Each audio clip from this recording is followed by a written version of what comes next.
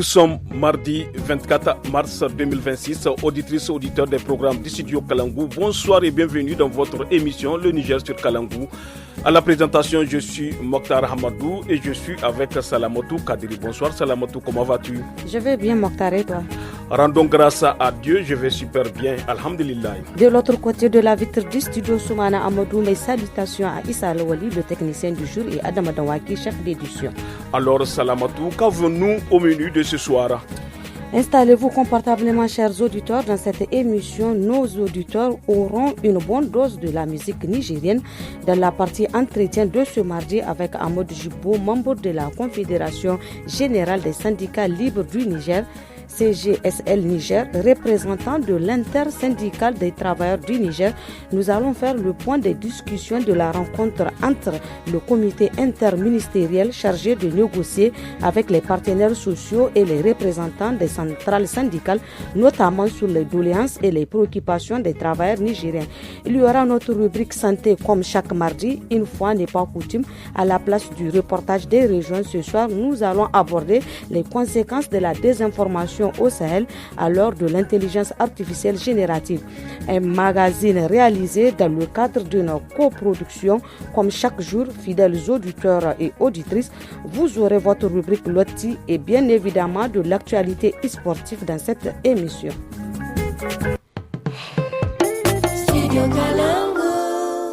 Fidèles auditeurs, nous débutons cette émission avec la première partie de notre entretien du jour qui s'intéresse à la rencontre entre la partie gouvernementale chargée de négocier avec les partenaires sociaux et les représentants des centrales syndicales, notamment sur les doléances et les préoccupations des travailleurs nigériens. Et oui, Salamatou, avant d'aborder la première partie de l'entretien, on va d'abord commencer en musique et nous allons écouter cette belle mélodie du talentueux orchestre Toubal de Dosso avec ce titre emblématique, Bassionia.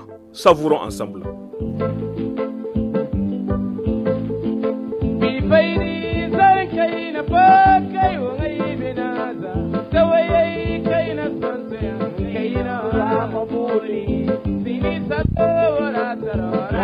Ramapuri, Andiri is a posa, Ramapuri.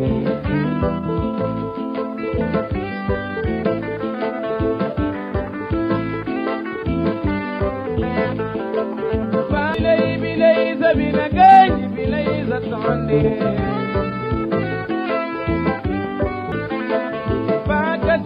Bilay is a vinagay, Bilay is a Zara. Bakasile Gamondika Moga Childazare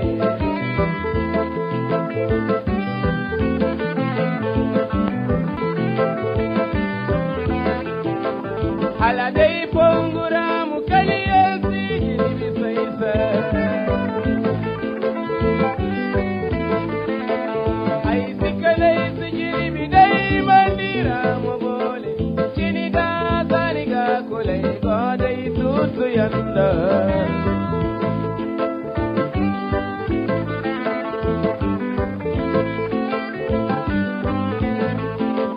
Paratini chiti kurunya bairi kwa isa chabinisa Paratini chiti walunda bairi kwa isa chabinisa Ndawala idaraito tawaye ikaina bole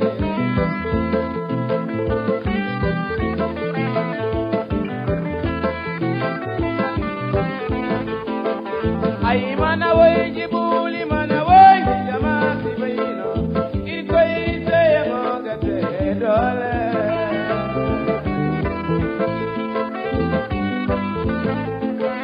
Ramu madalli bila mayai danganya maigalaso Ay mo ngai bila mayai dangala na panda baikulu no kadi haya kini Bani Manda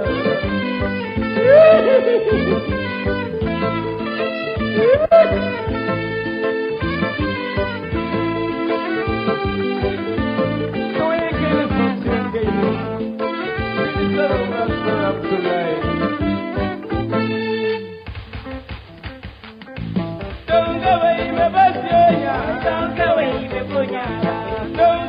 my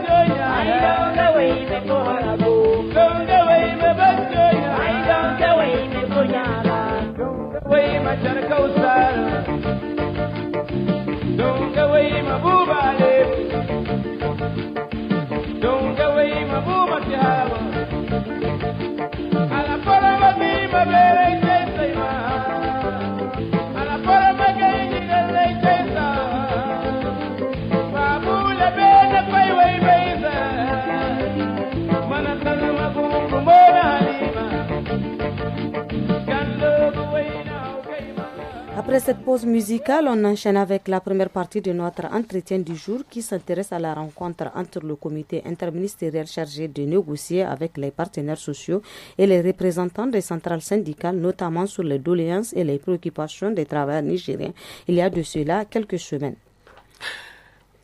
À l'ordre du jour de cette réunion, l'examen et l'adoption du compte rendu de la réunion du 13 novembre 2025, la réactivation du groupe de travail pour l'actualisation du projet de protocole d'accord et la mise en place de deux sous-comités de travail dont l'un est chargé de l'appurement des incidences financières par la compensation des parcelles et l'autre chargé de réfléchir sur le recrutement des contractuels du secteur éducatif et d'autres structures à la fonction publique. Amadou Jibo, vous êtes membre de la Confédération générale des syndicats libres du Niger, CGSL Niger, représentant l'intersyndicale des travailleurs du Niger ITN à cette rencontre. Que peut-on retenir au sujet de la rencontre? Cette réunion s'inscrit dans le cadre de la continuité des négociations entre le gouvernement et les partenaires sociaux. Bien, vous savez que au niveau des centrales syndicales, nous avons commencé les négociations avec le comité interministériel depuis octobre 2024. Ces négociations se sont poursuivies et il y a eu un comité qui a été mis en place pour accoucher sur du papier tous les points sur lesquels nous avons eu à nous entendre, c'est-à-dire les points sur lesquels nous avons eu des accords avec la partie gouvernementale. C'est un comité qui siège au niveau du ministère de l'Emploi et du Travail. À chaque fois qu'on fait les négociations, le lendemain matin ou bien les jours qui suivent, on se retrouve au niveau du ministère de l'Emploi, en tout cas pour faire la synthèse de ce qui a été arrêté. Vous vous rappelez, à un moment donné, nous avons été appelés au niveau du cabinet du Premier ministre, toujours en réunion du comité interministériel pour pouvoir signer un protocole d'accord. Bon, malheureusement, nous n'avons pas signé ce protocole d'accord parce qu'un certain nombre de points ont été ajournés. Donc, d'abord, l'actualisation de ce comité-là qui est chargé d'élaborer le protocole d'accord. Parce que vous savez qu'il y a eu quand même des avancées, notamment la prise du décret sur le SMIC, il y a eu la prise également du décret d'application du statut général de la fonction publique. Il y a eu également le processus de recrutement des contracteurs de la fonction publique au niveau de l'éducation qui a été enclenché. Dans le même cadre, il y a eu deux comités qui ont été mis en place. Donc tout ça, ça fait partie aussi des points sur lesquels nous avons négocié avec le gouvernement. Donc les discussions ont porté sur ce comité-là. On va réactualiser ce comité-là, en tout cas dans les prochains jours, peut-être même la semaine prochaine. Il y a également deux comités qui ont été mis en place, qui vont faire des propositions. D'abord, un comité sur l'appurement des incidences et rappels sur salaire. Et cet appurement sera fait par compensation avec les parcelles comme on a l'habitude de le faire dans ce pays. Et comme également les syndicats du secteur de l'éducation ont eu à le faire, il y a un autre comité qui est mis en place, en tout cas pour pouvoir réfléchir sur des propositions sur le recrutement au niveau de la fonction publique. Vous savez qu'au niveau du secteur de l'éducation, il y a eu des comités comme ça. Mais le secteur de l'éducation, ça ne gère que les questions de l'éducation. Il y a également des secteurs qui ont des contacts, notamment le secteur de la santé et le secteur du développement rural. Je parle notamment de l'élevage. Donc, deux comités ont été mis en place. Mais malheureusement, jusqu'à là, ces comités n'ont pas commencé à travailler. Donc, que ces comités soient également installés dans les tout prochains jours pour que ces comités puissent être à l'œuvre, exécuter leur cahier de charge, ensuite présenter le travail au niveau de la partie gouvernementale. L'ensemble des parties d'ailleurs.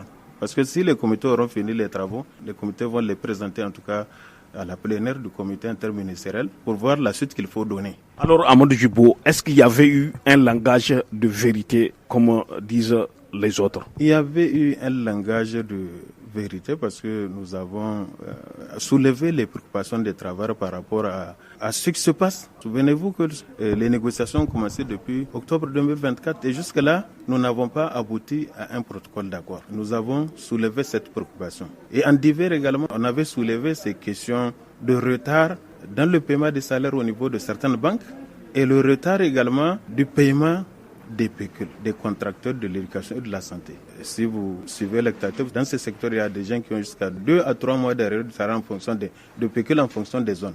Cette situation, nous l'avons inscrite en divers Bon, c'est vrai, les représentants du ministère des Finances n'est pas là, mais tout de même, nous avons dit que notre question s'adresse à la partie gouvernementale. Donc, c'est une interpellation que nous faisons au gouvernement pour que ces questions soient prises en charge, parce que nous ne pouvons pas comprendre ce qui se passe. C'est-à-dire qu'il y a un langage de sourd sur cette question. Par exemple, il y a des banques qui commencent à payer les salaires vers le 30, d'autres vers le 5, d'autres vers le 20. Cette situation, en tout cas, on n'arrive pas à la comprendre et nous l'avons inscrite en divers. Nous avons également parlé d'un certain nombre de points que nous allons discuter en Conseil national du travail. Le Conseil national du travail, c'est la plus haute instance de dialogue social qui est présidée par le Premier ministre. Or, si vous vous rappelez, malheureusement, ces sessions ne se tiennent plus. Et nous, au niveau même de l'ITN, nous avons récemment adressé une correspondance à la primature pour demander la tenue du Conseil national du travail sur un certain nombre de points que nous allons discuter avec les différentes composantes. Parce que le Conseil national du travail, en termes de dimension, il y a les employeurs, il y a le gouvernement, il y a les organisations syndicales. Pendant qu'au niveau du comité interministériel, c'est le gouvernement et les organisations syndicales. Donc il y a des questions qui transcendent le comité interministériel et qui doivent être examinées au niveau du Conseil national du travail. Nous avons demandé à ce que ce Conseil national du travail se tienne. Parce que nous avons déjà inscrit un certain nombre de points sur beaucoup de questions que je ne voudrais pas aborder ici, mais au moment venu, quand on aura tenu le Conseil national du travail, on peut accorder aussi d'autres interviews sur ces questions-là. Mais vraiment, nous avons été très clairs par rapport à la lenteur, à ce qui est en train de se passer. Et nous avons vraiment demandé à ce que ces comités qui vont être mis en place puissent être installés rapidement et qu'on puisse aller rapidement à quelque chose de concret pour les travailleurs. Deuxième pause musicale à présent avec le titre Yantala de Compazo Libori.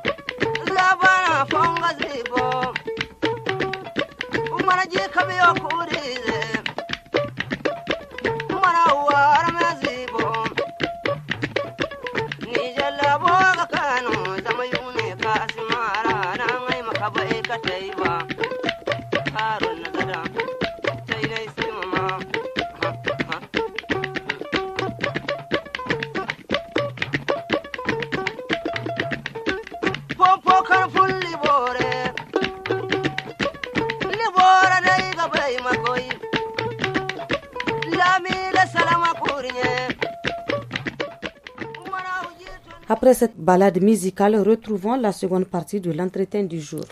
Dans la seconde partie de l'entretien de ce soir, Amadou Jibo, membre de la Confédération générale des syndicats libres du Niger, CGSL Niger, également représentant l'intersyndicale des travailleurs du Niger, ITN, estime que toutes les conditions sont réunies pour un dialogue franc et sincère pouvant aboutir à un accord sérieux entre la partie gouvernementale et les partenaires sociaux. On l'écoute. Amadou Djibo, comment a été la réaction de la partie gouvernementale? Ce qui est sûr par rapport à la question de la mise en place du comité, en tout cas, ils ont pris des engagements. Ils ont pris des engagements que d'ici la rencontre prochaine, ces comités-là vont être mis en place et même installés pour que les comités puissent être à l'œuvre. Par rapport à la question salariale également, ils ont dit, bon, les représentants du ministère des Finances ne sont pas là, mais ils vont transmettre la question à qui de droit. Dans tous les cas, nous avons rappelé que nous, notre interlocuteur, c'est le gouvernement. Nous interpellons le gouvernement par rapport à ça. Maintenant, c'est au gouvernement de savoir quelles sont les dispositions qu'il va prendre pour que ces questions de retard, des pécules et de retard dans le paiement au niveau des salaires, au niveau des banques soient réglées. Il n'y a pas eu de langue de bois? De notre côté, il n'y a pas eu de langue de bois. Et nous avons également interpellé ceux qui sont en face de nous. Parlons-nous à présent de la situation du SMIC, qui a été rehaussée quand même. De toutes les façons, à partir du moment où le décret est pris, il n'y a pas de raison que le SMIC ne soit pas appliqué, que ce soit au niveau de la fonction publique, au niveau des entreprises. En tout cas, jusque-là, moi, je n'ai pas encore eu des informations par rapport à une entreprise qui n'a pas eu à appliquer la mesure. Au niveau de la fonction publique, est-ce que l'application a été effective?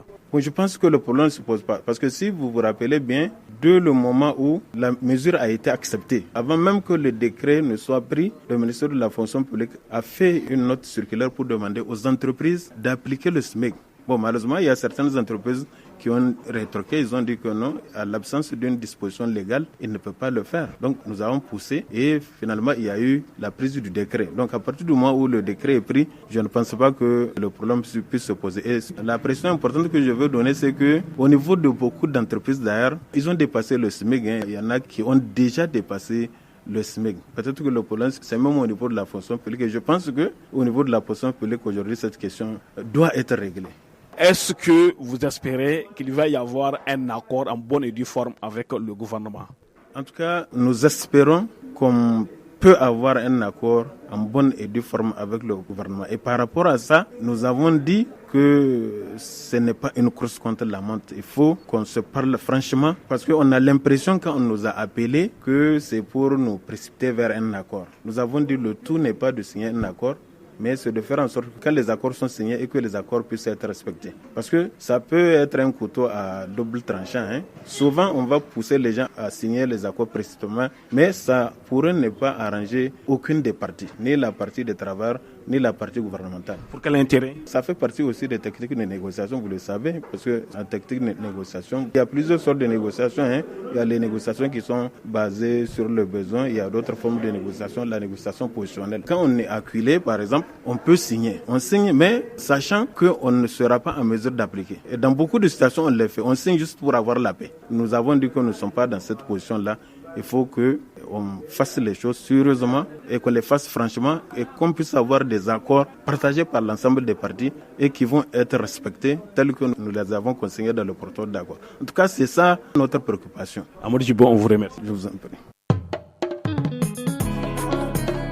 Studio Kalangu est un média de la Fondation Hirondelle financé par la coopération suisse, la Norvège, l'Union européenne et la Grande-Bretagne.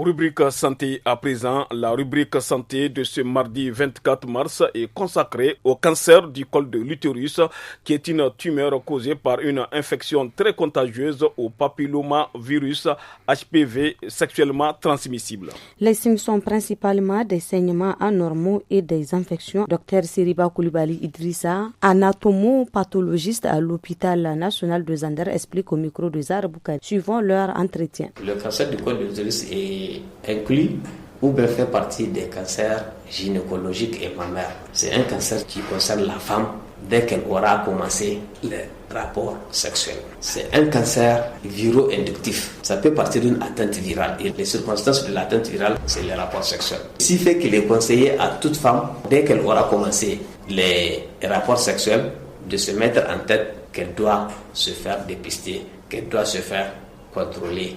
Mais il n'y a que l'anapathe qui va poser le diagnostic. Ce cancer dit du col a une longue histoire. Son histoire va jusqu'à 10-15 ans. Mais sa particularité, c'est qu'il peut donner ce qu'on appelle des lésions précancéreuses. Et c'est ça l'importance de la surveillance ou bien du dépistage. Ces lésions précancéreuses détectées, on peut les solutionner, on peut les corriger avant même que le cancer ne se manifeste. Mais si maintenant la femme cache ses infections urinaires ou ses maladies génito-urinaires, elle les cache, on ne les voit pas, elle ne vient pas chez le praticien, elle s'expose, elle alourdit son risque de développer un cancer. Parce que ces signes urinaires peuvent être des signes annonciateurs de ces lésions précancéreuses. On pourra détecter à l'aide des examens simples qu'on appelle les frottis cervico-vaginales. Si les frottis sont parlants, on peut passer aussi à la biopsie pour détecter ces lésions précancéreuses afin de mobiliser tout ce dont on dispose pour qu'il n'y ait pas l'avènement du cancer. Peut-on parler de ces lésions précancéreuses? Les symptômes? Les symptômes, c'est les symptômes urinaires, c'est les désagréments liés au grattage. C'est des signes en tout cas du mal-être chez la femme, n'est-ce pas? Les léporées. Léporées, c'est le fait de sécréter de la substance blanchâtre, souvent nauséabonde. Les signes d'infection. D'infection, effectivement, les signes d'infection qui peuvent justifier la consultation ou le dépistage, qui est gratuit, heureusement. Alors, docteur, qu'est-ce qui est le vaccin contre le papillomavirus humain et pourquoi est-il si crucial pour protéger contre le cancer du col de l'utérus? J'avais dit tout à l'heure que le cancer du col, c'est un cancer viro-inductif. Et c'est ce virus-là, le HPV, papillomavirus, c'est ce virus-là qui est à l'origine de ce cancer. Donc, si aujourd'hui on a développé un vaccin contre ce virus, naturellement, c'est dans le cadre de la lutte contre le cancer. Donc ce cancer est très important, s'il fait qu'on le fait normalement, aussi bien aux jeunes garçons qu'aux jeunes filles.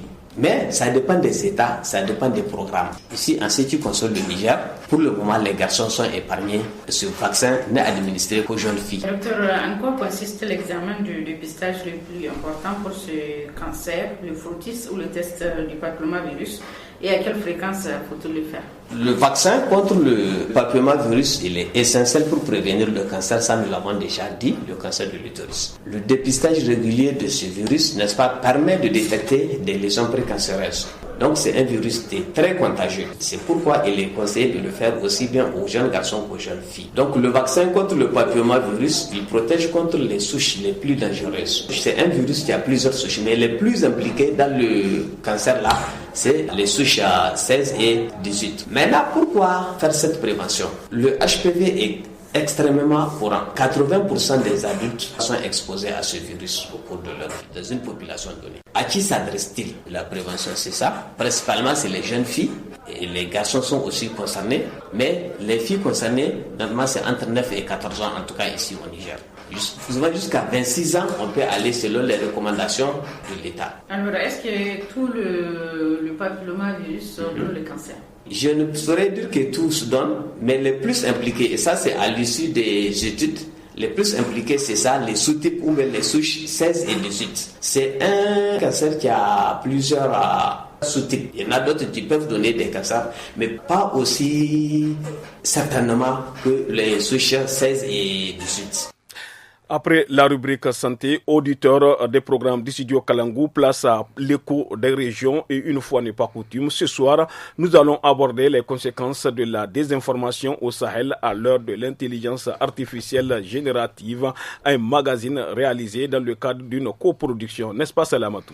Avec des experts, des journalistes et des témoignages de citoyens, nous verrons comment ces nouveaux outils refaçonne l'espace informationnel. Ce programme est une coproduction des studios Hirondelle du Tchad, du studio Kalangou au Niger, studio Tamani au Mali et studio Yafa au Burkina Faso.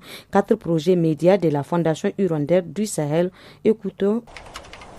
Avant l'arrivée de l'intelligence artificielle générative, les fausses informations circulaient déjà facilement au Sahel. Rumeurs dans les marchés, messages WhatsApp, discours politiques. Mais depuis le 30 novembre 2022, avec le lancement des chats GPT, ces phénomènes s'accélèrent. La démocratisation de ces outils facilite la production de contenus médias hyper réalistes en quelques secondes, comme l'indique Abdul Fattah Thiem Touré, journaliste chez Faso Tchèque.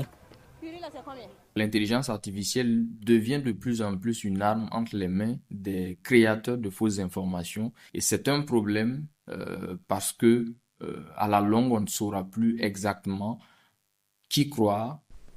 Une vidéo truquée, un faux message vocal, une photo générée de toutes pièces. Et c'est parfois la confusion qui s'installe, comme témoignent ces citoyens tchadiens. Je tombe sur ça plusieurs fois, mais pour identifier, c'est pas facile. Souvent, je le vois sur TikTok et Facebook également. Quelquefois, je crois, quelquefois pas, parce que c'est pas tout ce qui est IA qui est vrai. Dans les pays du Sahel, la désinformation n'est pas seulement une question numérique.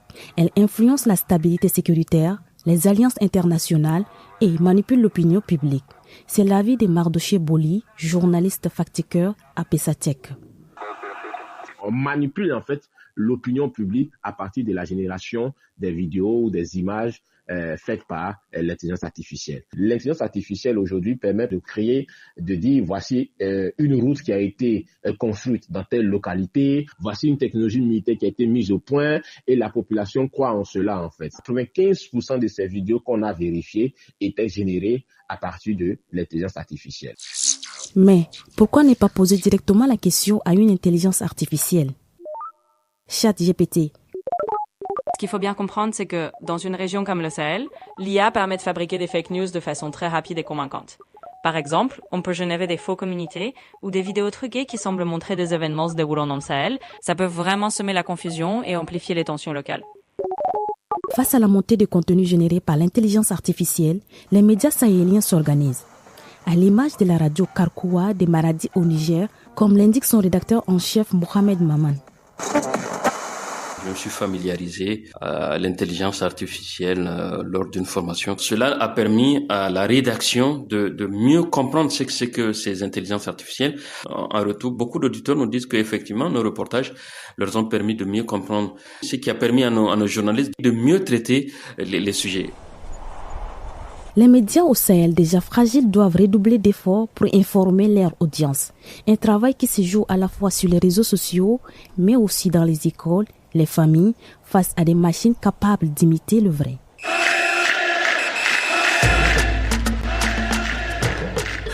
Auditrices, auditeurs des programmes du studio Kalangou, si vous venez de nous rejoindre, vous êtes à l'écoute de votre émission Le Niger sur Kalangou.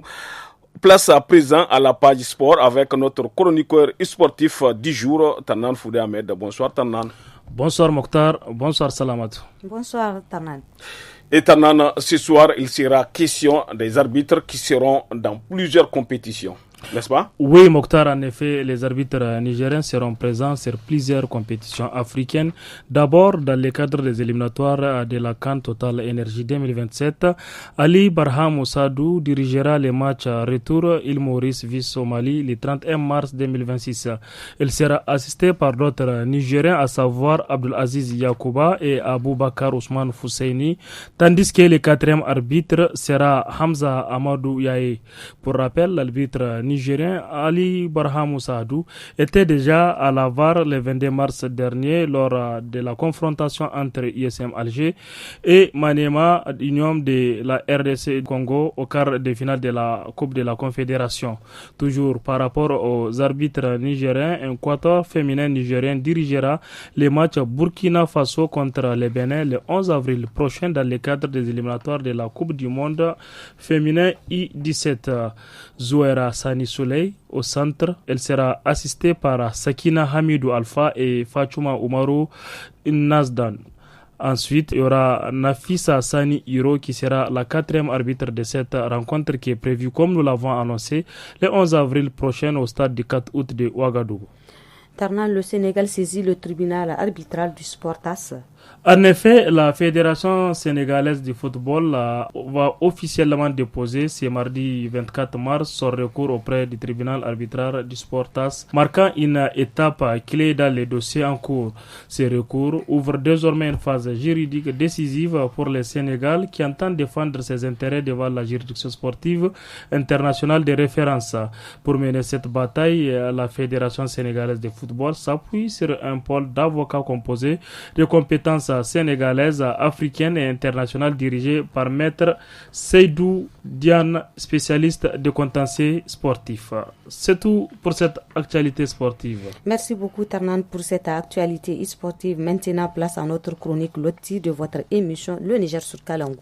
Aujourd'hui, la chronique Loti nous parle de l'allaitement exclusif au sein, n'est-ce pas Salamatou?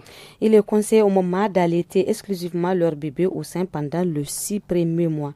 Le lait maternel est facile à digérer et fournit la majorité des éléments nutritifs dont les bébés ont besoin durant cette période. Cependant, bien qu'allaiter soit fortement recommandé, cela doit se faire dans des conditions d'hygiène appropriées. L'équipe féminine du studio Kalangou s'est intéressée sur le sujet. Écoutons-les. Affairage, affairage, affairage, affairage.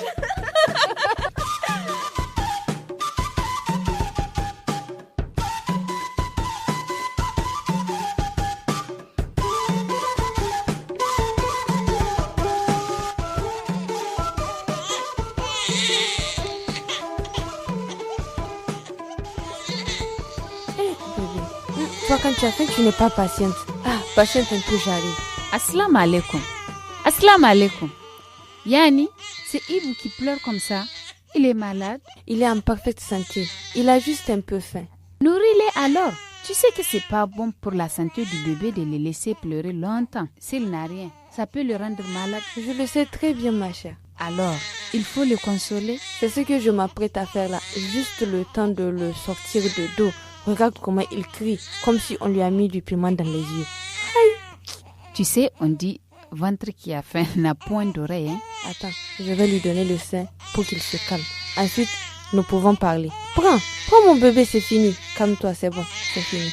Attends, une seconde. Qu'est-ce que tu fais? Je vais l'allaiter. Sans te laver les mains? Toi qui viens de traverser toute la ville là, comment tu vas allaiter comme ça avec les mains sales? Mais je me suis lavée avant de sortir de la maison. D'accord. Mais il est conseillé de laver les seins quand tu vas l'allaiter. Ou si tu veux tirer le lait, de laver les mains. Pourquoi les mains? Parce que cela permet de prévenir certaines maladies. Demain, tu vas encore me dire d'aller faire autre chose. Non, t'inquiète pas. Tu n'as pas besoin d'en arriver là. Les spécialistes conseillent seulement des règles d'hygiène pour le bien-être du nourrisson. Comme par exemple, éviter les savons parfumés pour se doucher, car ça pourrait masquer l'odeur naturelle de la peau. C'est un peu logique, hein? Quoi encore? Il faut porter un soutien-gorge qui soutient bien la poitrine sans la comprimer et surtout les laver au moins 3 fois par semaine. Ah bon? Tu es sûr que tu n'as pas ajouté des choses? Pas du tout, Yani. Cela montre que tu n'as pas été assidu au centre de santé pour les consultations. Ce sont des conseils qu'on donne aux femmes allaitantes. Et surtout, les agents attirent leur attention sur le respect de ces règles d'hygiène, car les bébés sont très sensibles et contractent facilement des maladies. Delou, vraiment merci du rappel. Tu sais, Ibou est un enfant qui pleure beaucoup. Et quand il crie, tu oublies même l'essentiel. Merci mon ami, on va bien causer maintenant qu'il s'est calmé. Ma chérie, toi tu dois vraiment changer de métier. Hein? J'ai assez appris avec mon amie sage-femme. Et ce n'est pas pour rien que tu me vas toujours coller à grand-mère. Elle me donne plein d'astuces. Trouve un temps libre seulement et je vais tout te raconter. L'autre à faire. Inch'Allah ma copine, cette semaine même, on va organiser ça. Ah bah, toi, Allah est